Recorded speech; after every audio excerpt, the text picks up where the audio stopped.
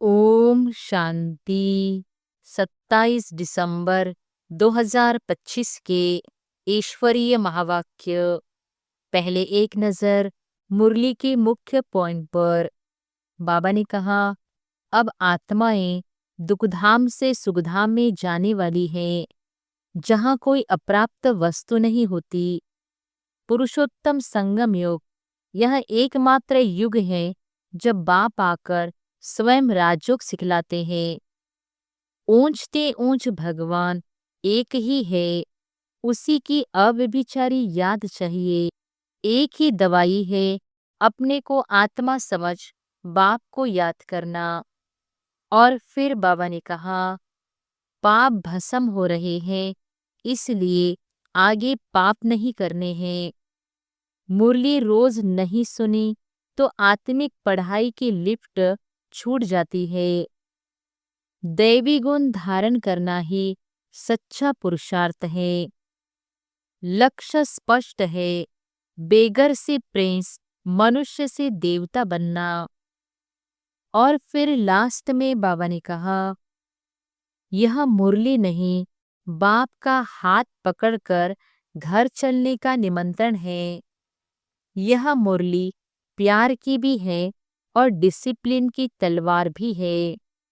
मुरली आत्मिक भोजन, बिना भोजन शरीर नहीं, बिना मुरली आत्मा नहीं। यह समय साधारण नहीं है, यह आखिरी चढ़ाई है।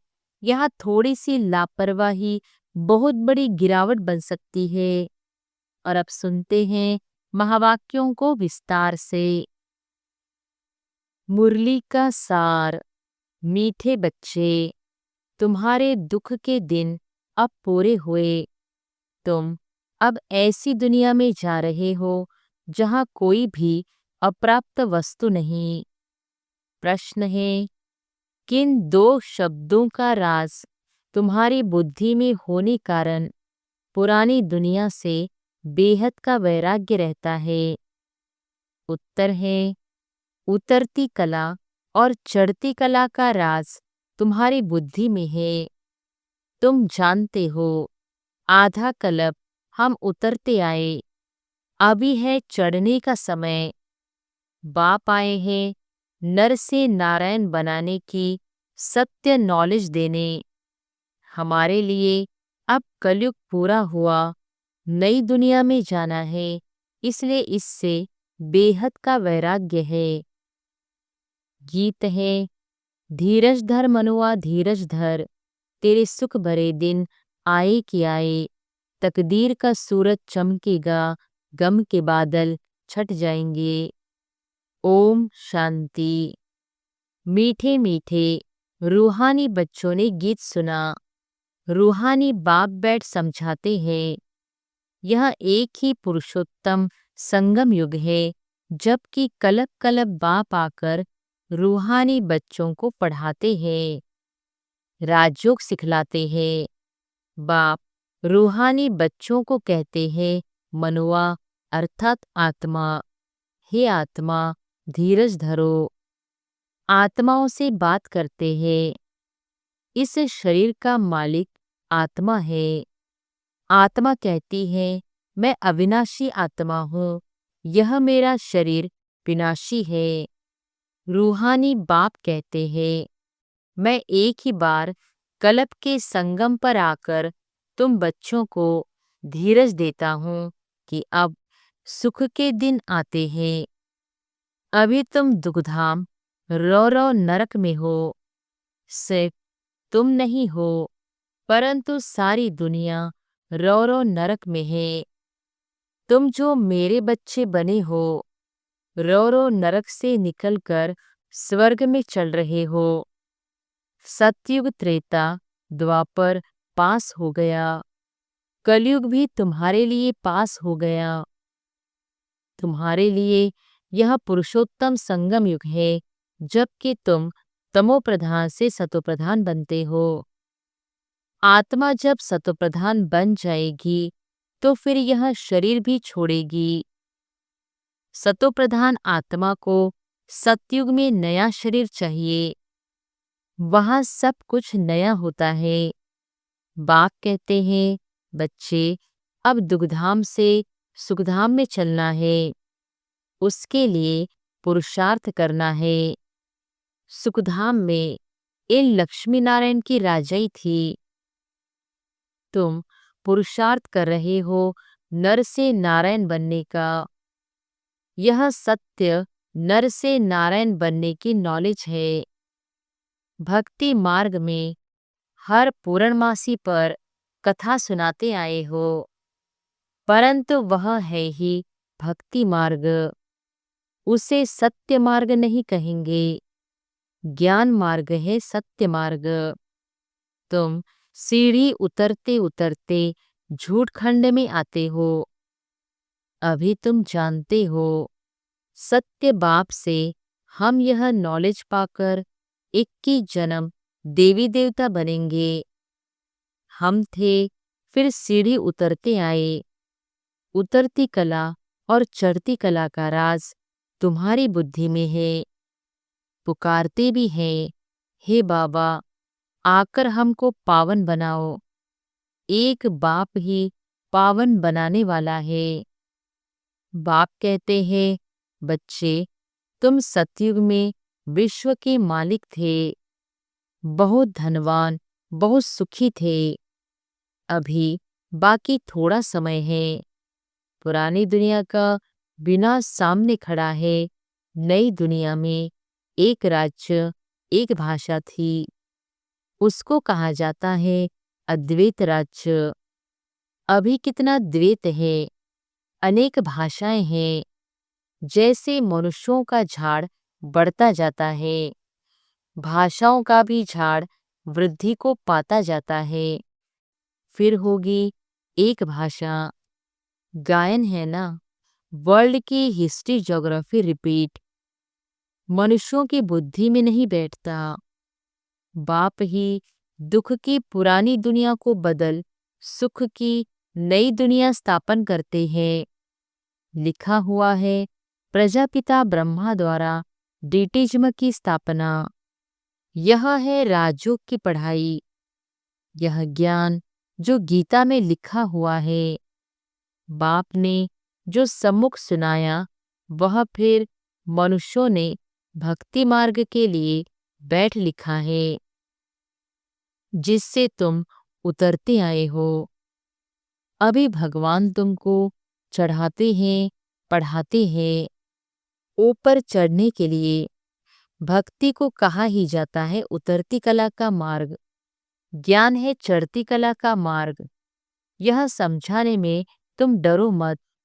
भले ऐसे भी है जो इन बातों को न समझने कारण विरोध करेंगे, शास्त्रवाद करेंगे, परंतु तुमको कोई से शास्त्रवाद नहीं करना है। बोलो, शास्त्र, वेद, उपनिषद व गंगा स्नान करना, तीर्थ आदि करना, यह सब भक्ति कांड है। भारत में रावण भी है बरोबर, जिसकी एफिजी जलाते हैं। वैसे तो दुश्मनों की एफिजी जलाते हैं अल्पकाल के लिए। यह इस एक रावण की ही एफिजी हर वर्ष जलाते आते हैं। बाप कहते हैं, तुम गोल्डन एजर बुद्धि से आयरन एजर बुद्धि हो गए हो। तुम कितने सुखी थे। बाप आते ही हैं सुखधाम की स्थापना करने। फिर बाद में जब भक्ति मार्ग शुरू होता है तो दुखी बनते हैं। फिर सुखदाता को याद करते हैं, वह भी नाम मात्र, क्योंकि उनको जानते नहीं। गीता में नाम बदल दिया है। पहले पहले तुम यह समझाओ कि ऊंचते ऊंच भगवान एक है। याद भी उनको करना चाहिए। एक को याद करना, उसको ही अव्यभिचारी याद, अव्यभिचारी ज्ञान कहा जाता है। तुम अभी ब्राह्मण बने हो तो भक्ति नहीं करते हो, तुमको ज्ञान है। बाप पढ़ाते हैं जिससे हम यह देवता बनते हैं।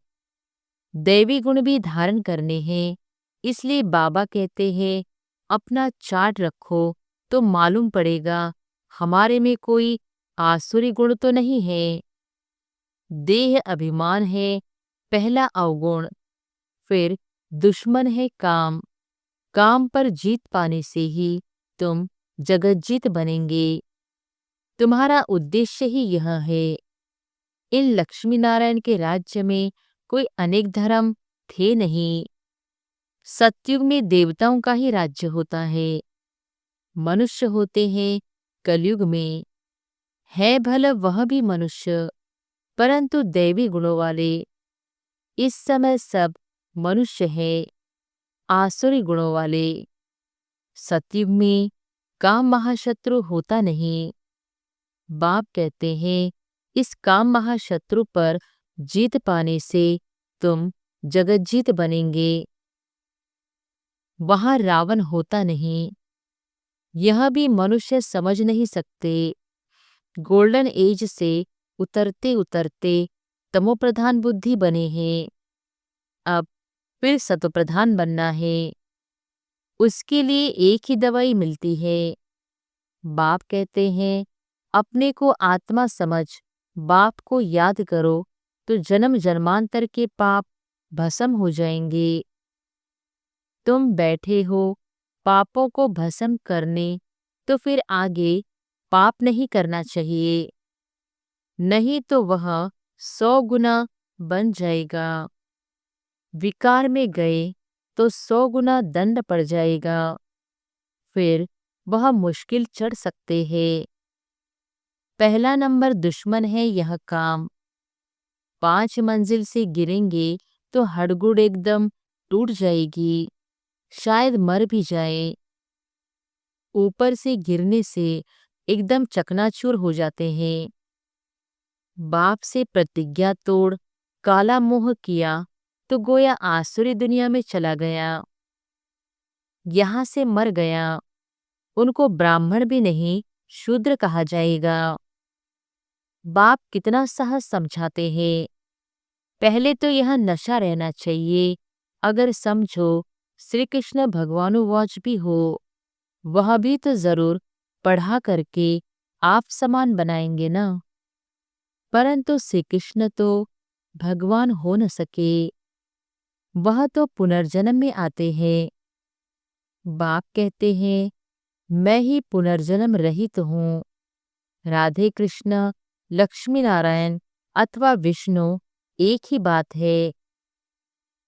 विष्णु के 2 रूप लक्ष्मी नारायण, और लक्ष्मी नारायण का ही बचपन है राधे कृष्ण। ब्रह्मा का भी राज समझाया है। ब्रह्मा सरस्वती सो लक्ष्मी नारायण अब ट्रांसफर होते हैं। पिछाड़ी का नाम इनका ब्रह्मा रखा है। बाकी यह ब्रह्मा तो देखो एकदम आयरन एज में खड़ा है। यही फिर तपस्या कर श्री कृष्ण व श्री नारायण बनते हैं। विष्णु कहने से उसमें दोनों आ जाते हैं। ब्रह्मा की बेटी सरस्वती। यह बातें कोई समझ न सके। 4 भुजा ब्रह्मा को भी देते हैं, क्योंकि प्रवृत्ति मार्ग है ना। निवृत्ति मार्ग वाले यह ज्ञान दे नहीं सकते। बहुतों को बाहर से फंसा कर ले आते हैं कि चलो हम प्राचीन राजयोग सिखलाए। अब सन्यासी राजयोग सिखला न सके। अब ईश्वर आए हैं, तुम अब उनके बच्चे ईश्वरीय संप्रदाय बने हो। ईश्वर आए हैं तुमको पढ़ाने, तुमको राजयोग सिखला रहे हैं। वह तो है निराकार। ब्रह्मा द्वारा तुमको अपना बनाया है। बाबा बाबा तुम उनको कहते हो। ब्रह्मा तो बीच में इंटरप्रेटर है। भाग्यशाली रत है। इस द्वारा बाबा तुमको पढ़ाते हैं। तुम भी पतित से पावन बनते हो। बाप पढ़ाते हैं मनुष्य से देवता बनाने। अभी तो रावण राज्य आसुरी संप्रदाय है ना। अभी तुम ईश्वरीय संप्रदाय बने हो, फिर दैवी संप्रदाय बनेंगे। अभी तुम पुरुषोत्तम संगम युग पर हो, पावन बन रहे हो। सन्यासी लोग तो घर बार छोड़ जाते हैं। यहाँ बाप तो कहते हैं भला स्त्री पुरुष घर में इकट्ठे रहो। ऐसे मत समझो स्त्री नागिन है इसलिए हम अलग हो जाए तो छूट जाएंगे। तुमको भागना नहीं है, वह हद का सन्यास है जो भागते हैं। तुम यहाँ बैठे हो परंतु तुमको इस विकारी दुनिया से वैराग्य है। यह सब बातें तुम्हें अच्छी रीति धारण करनी है, नोट करना है और परहेज भी रखनी है। दैवी गुण धारण करने हैं। श्री कृष्ण के गुण गाए जाते हैं ना, यह तुम्हारी एम ऑब्जेक्ट है। बाप नहीं बनते, तुमको बनाते हैं। फिर आधा कल्प के बाद तुम नीचे उतरते तमोप्रधान बनते हो। मैं नहीं बनता हूँ, यह बनते हैं। 84 जन्म भी इसने लिए हैं, इनको भी अभी सतोप्रधान बनना है। यह पुरुषार्थी है। नई दुनिया को सतोप्रधान कहेंगे। हर एक चीज पहले सतोप्रधान फिर सतो रजो तमो में आती है। छोटे बच्चे को भी महात्मा कहा जाता है क्योंकि उनमें विकार होते नहीं, इसलिए उनको फूल कहा जाता है। सन्यासियों से छोटे बच्चों को उत्तम कहेंगे क्योंकि सन्यासी तो फिर भी लाइफ पास कर आते हैं ना। 5 विकारों का अनुभव है। बच्चों को तो पता नहीं रहता, इसलिए बच्चों को देख खुशी होती है। चैतन्य फूल है, अपना तो है ही प्रवृत्ति मार्ग। अभी तुम बच्चों को इस पुरानी दुनिया से नई दुनिया में जाना है। अमरलोक में चलने के लिए तुम सब पुरुषार्थ करते हो। मृत्युलोक से ट्रांसफर होते हो। देवता बनना है तो उसके लिए अब मेहनत करनी पड़े। प्रजापिता ब्रह्मा के बच्चे भाई बहन हो जाते हैं।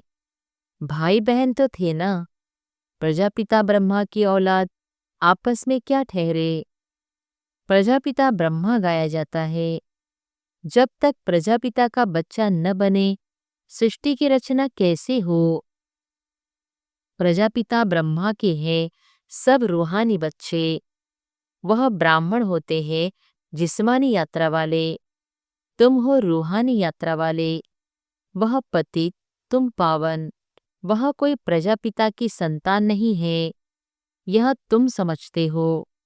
भाई बहन जब समझे तब विकार में न जाए।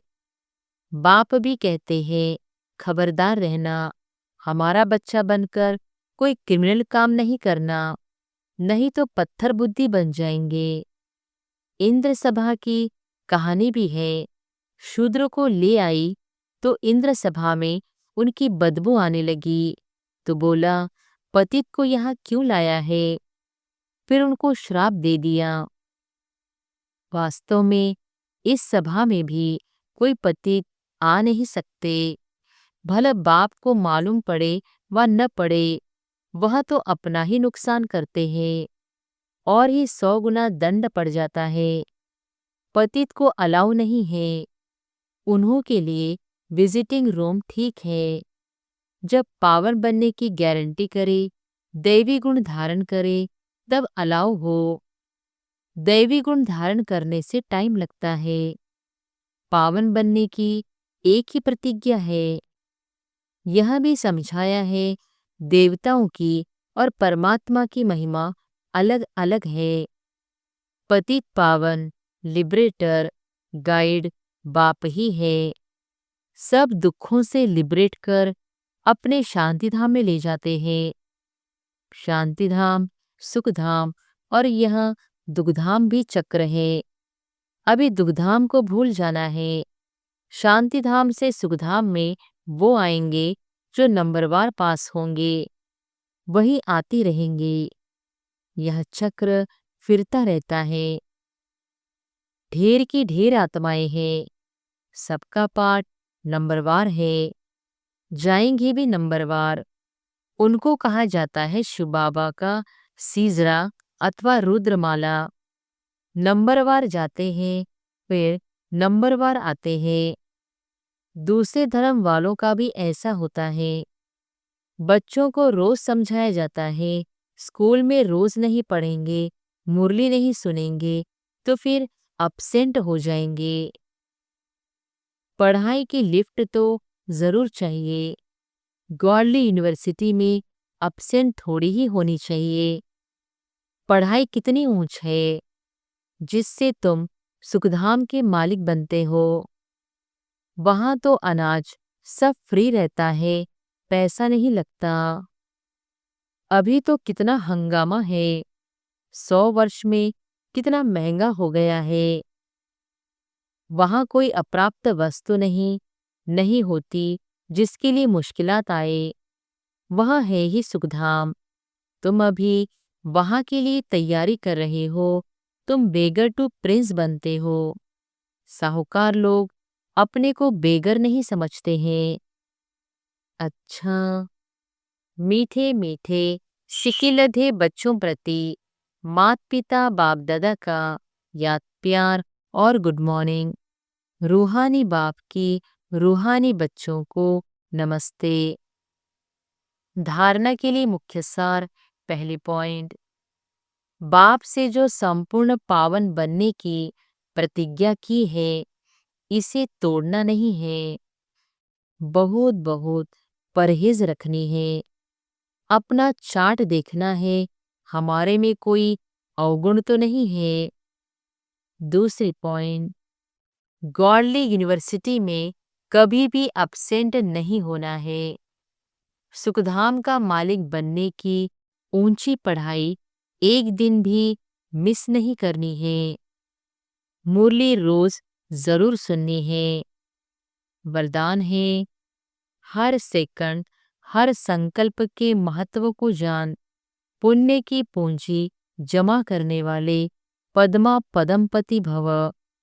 हर सेकंड हर संकल्प के महत्व को जान, पुण्य की पूंजी जमा करने वाले पद्मा पदमपति भव। आप पुण्य आत्माओं के संकल्प में इतनी विशेष शक्ति है जिस शक्ति द्वारा असंभव को संभव कर सकते हो। जैसे आजकल यंत्रों द्वारा रेगिस्तान को हरा भरा कर देते हैं, पहाड़ियों पर फूल उगा देते हैं, ऐसे आप अपने श्रेष्ठ संकल्पों द्वारा ना उम्मीदवार को उम्मीदवार बना सकते हो। सिर्फ हर सेकंड हर संकल्प की वैल्यू को जान, संकल्प और सेकंड को यूज कर पुण्य की पूंजी जमा करो। आपके संकल्प की शक्ति इतनी श्रेष्ठ है जो एक संकल्प भी पद्मा पदमपति बना देता है। स्लोगन है, हर कर्म अधिकारीपन के निश्चय और नशे से करो तो मेहनत समाप्त हो जाएगी। अव्यक्त इशारे। अब संपन्न व कर्मातीत बनने की धुन लगाओ। कर्मातीत स्थिति को पाने के लिए विशेष स्वयं में समेटने और समाने की शक्ति धारण करना आवश्यक है। कर्म संबंधी आत्माएं जहाँ है वहाँ ही कार्य कर सकती है और कर्मातीत आत्माएं एक ही समय पर चारों ओर अपना सेवा का पाठ बजा सकती है। क्योंकि कर्मातीत है, उनकी स्पीड बहुत तीव्र होती है, सेकंड में जहाँ चाहे वहाँ पहुँच सकती है। तो इस अनुभूति को बढ़ाओ। अच्छा, ओम शांति।